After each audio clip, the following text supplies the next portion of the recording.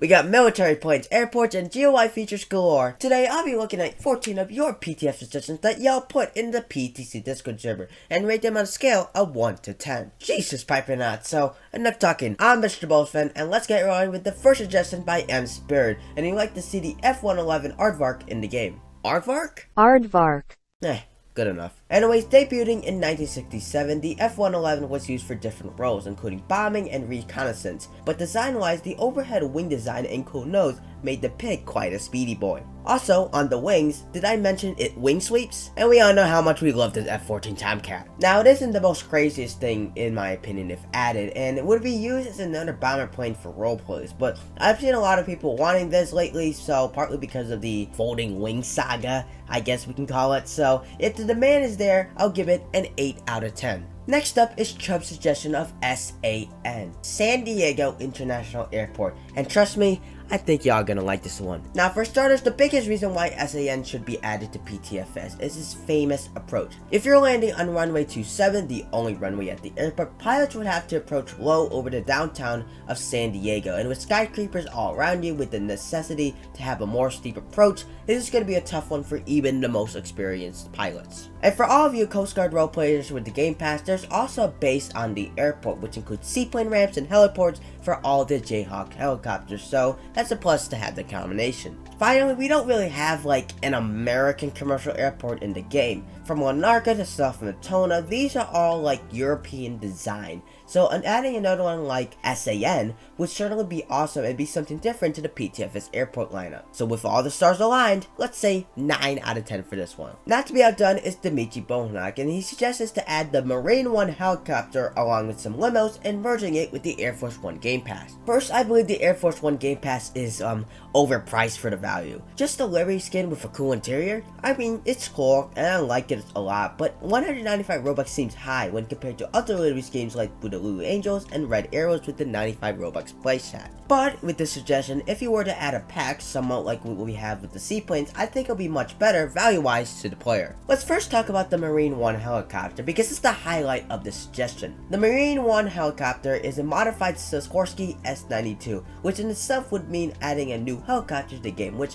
would be pretty cool to see. However, if added, there's a big difference between the regular S-92 for Coast Guard usage and MarineOne. This difference is the MarineOne has countermeasure flares, and that would be a really cool feature exclusive to the livery skin like the smoke on those display team liveries. Now on the limos, like ignore presidential roleplays for a second, but adding limos for private jet roleplays would be cool. First class roleplays for Roblox Airlines would be also great as well. There's also possibility for, multi-used iterations for limos as ground vehicles. All in all, you get a new helicopter with a special skin, another awesome ground vehicle, and combine it with the already existing Air Force One Game Pass? I love it. 10 out of 10. Coase says that Xbox support should be added for powertrain flight simmer because it would bring more players to the game. Now, I just don't see it as a good idea, and y'all can throw all those more players excuses, but I'm gonna act my argument with numbers. According to Backlingo.com, in 2022, 72% of all Roblox players may play on mobile, and 25% on desktop. This leaves only 3% of all Roblox players playing on the console. Now, when the mobile update dropped for PTFS, it made sense, and seeing how many people play Roblox on their phones,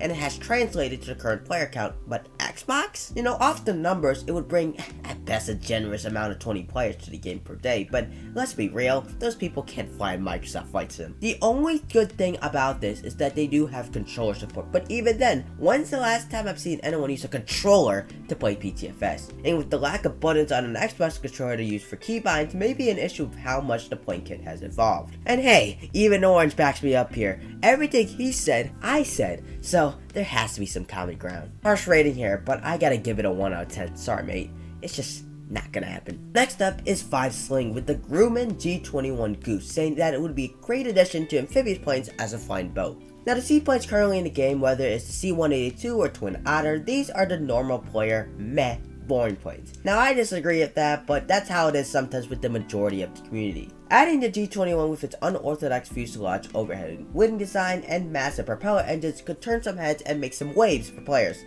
Get it? Seaplanes, waves, oh shit, no, okay, no, Well, did you know it's also used by the Coast Guard? And just saying, more stuff to the Coast Guard Game Pass would be a fire ad for different roleplay scenarios. And going back to the olden days of the US Coast Guard could be a really interesting scenario. Also, it's a flying boat. Where are the flying boats in this game? Overall, however, I do not see how many people would actually use it, which is the problem with seaplanes in general, and that's my concern. So with that, I'll give it a 5 out of 10, but I would personally want this in the game, despite the score I gave here right now. Now, we all know how people love carriers, as seen by how many military place updates we've been getting, but anyways, why not add the optical landing system for the USS Gerald R. Ford? Number 1, I agree, that's a cat, but number 2, with a staggering 319 upvotes, which, geez man, that's crazy, but this suggestion is such a good idea. Not only it would help people land and for navigation, which is the obvious thing, but we already have this feature in the game in the form of Populites for airports, so something using this mechanic could help create this new feature. With that in mind, I think it shouldn't be that hard for the developers to create, which is a plus,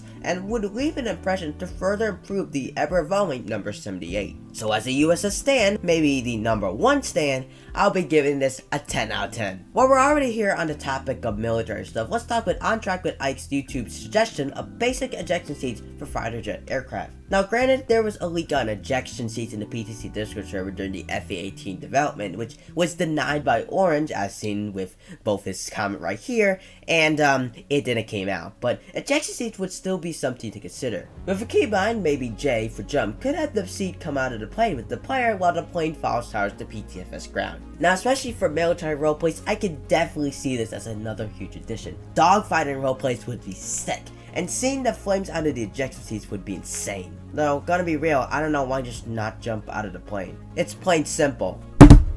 I should stop talking. So on that note, I'll give Ike's suggestion an 8 out of 10. Pretty solid. A long Welsh town says that we should add Lyd Airport on a new island. Now, I didn't even know what Lyd Airport was, and after looking it up, it was named London Ashford Airport a few years ago. And what I know as an American is, for the British, it's a laughingstock, or whatever that Jay Foreman video told me. Worst offender has to be London Ashford, which is closer to France than London, and some 20 miles from Ashford. But on that note, it seems at best boring. It could be something like Grinabek semi-used, but at worst, an airport compared to Alnajaf, and as best as I see it, it shouldn't be a highlight of an island. PTFS doesn't really have much space with the floating glare glitched in the Roblox engine to add islands, and it isn't the most exciting thing to add, especially with other more interesting airports PTFS can include in future updates. So let's say like a 5 out of 10 maybe, just mid. Heinsberger says that we should add the Speedy Dark Star from Top Gun Maverick. Now, obviously, most of you are huge Top Gun fans, and myself included, but I would be dumbfounded to say that I really don't want this in the game. Look, I understand PTFS capitalized in some of the Top Gun craze with the addition of the USS and the Fortune Tomcat, and it would be a really interesting plane, but as a custom, Orange might have a tough time modeling it. When he develops new planes, he has these aircraft diagrams that he puts in the aircraft dev game, but with the Dark Star, those don't really exist, which means he has to freestyle and improvise it. And with that, trust me, there are better aircraft that would have the diagrams in place and would be better additions. But that's not the main reason, because we got the Dark Star at home. If the Dark Star was added going at Mach 10, which is around 6,607 knots, while the Walrus is hovering around the 3,000 range. And as a Walrus fanboy, I won't accept that. 3 out of 10. But I still love Top Gun, and I really do, so before the F-18 update, I suggested something. I, MrBullsFan, would like to formally request the Pete Mitchell livery to be added to the F-18. And with a staggering 124 upvotes, which, thank you by the way, I think it should be added. The livery, ignore the Top Gun references for just a second, it's clean. I mean, look at this thing, that black and almost powder blue stripe kills it for me. Color combo is rocking. Now, am I aware that Maverick's plane was a single-seater F-18 while the model in the game is a two-seater F-18F? Yeah. Am I biased? Yes. So, will I give it 11 out of 10 because it's my suggestion? Also yes. I don't care what you say, it's an 11 out of 10. Horsky20's suggestion has us asking for the legendary Douglas DC-3. I've always talked about how much a gap in general PTFS plane catalog between the mid-50s, and it gets worse when we talk about commercial planes, because the oldest commercial plane is the 737 series, so yeah.